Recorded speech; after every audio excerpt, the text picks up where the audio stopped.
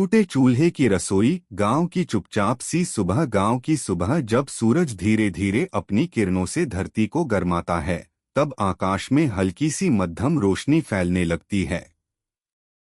हवाएं भी धीरे धीरे अपना रास्ता तय करती हैं, जैसे कोई काम से निकलते हुए सजग कदमों से चलता हो।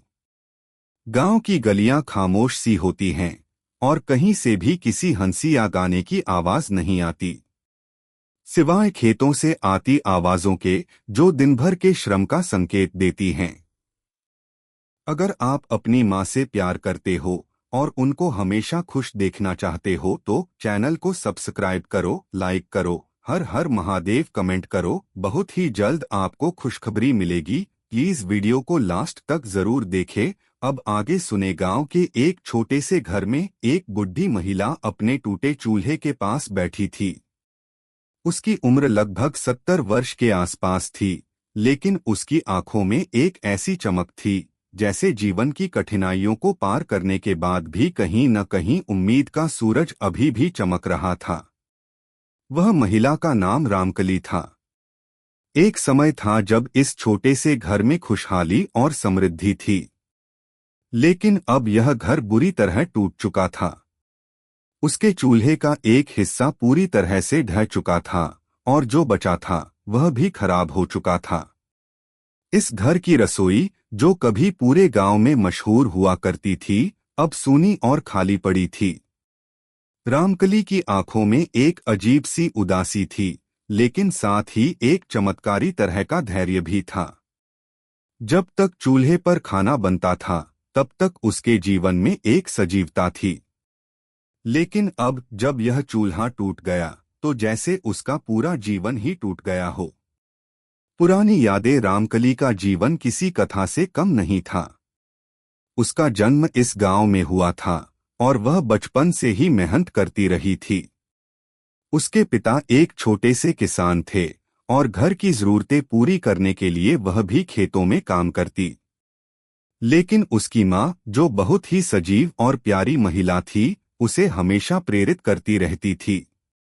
बेटी, तुम्हारा जीवन तभी सफलता की ओर बढ़ेगा जब तुम अपने काम को प्यार से करोगी। चूल्हे के पास बैठकर काम करना कोई बोझ नहीं होता, बल्कि यह एक कला है, उसकी माँ अक्सर कहा करती थी। रामकली का दिल हमेशा इन शब्दों में बसा था। वह जानती थी कि चूल्हे के पास बैठकर रोटियां बनाना सिर्फ खाना पकाने का काम नहीं था।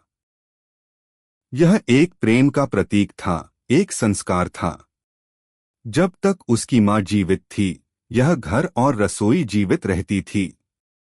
लेकिन एक दिन उसकी माँ बीमार पड़ी और उसे खोने के बाद रामकली का जीवन वीरान हो गया।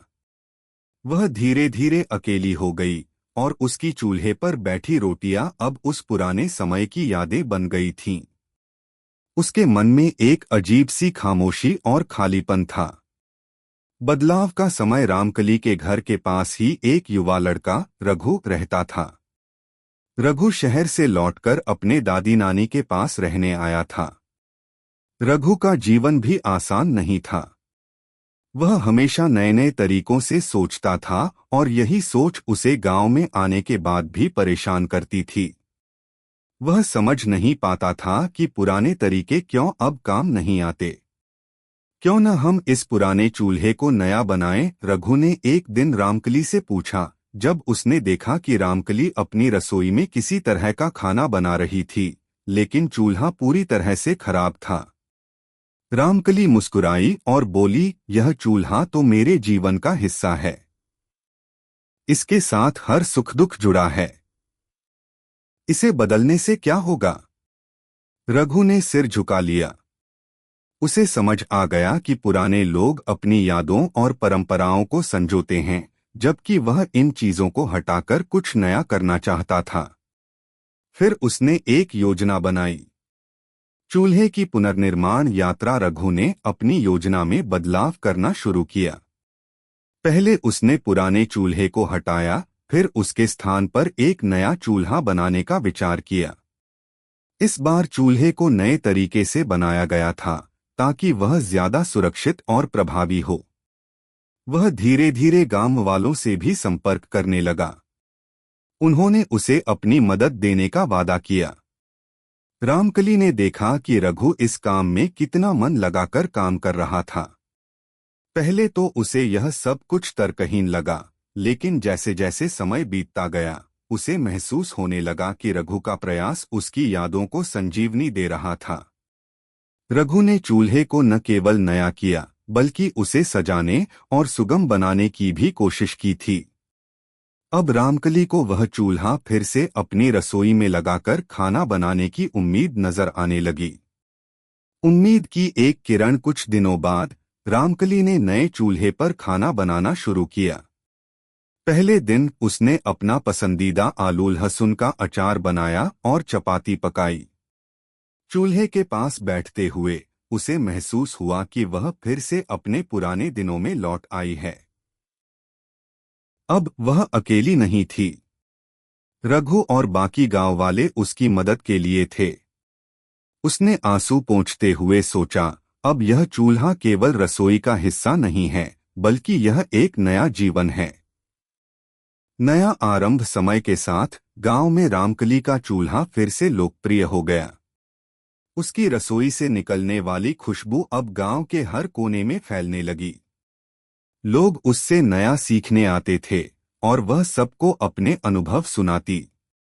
चूल्हे के पास बैठकर खाना बनाने का तरीका अब केवल एक कार्य नहीं बल्कि एक कला बन चुका था। रामकली ने यह महसूस किया कि बदलाव के साथ साथ परंपराओं को भी संजोए रखना बहुत जरूरी है।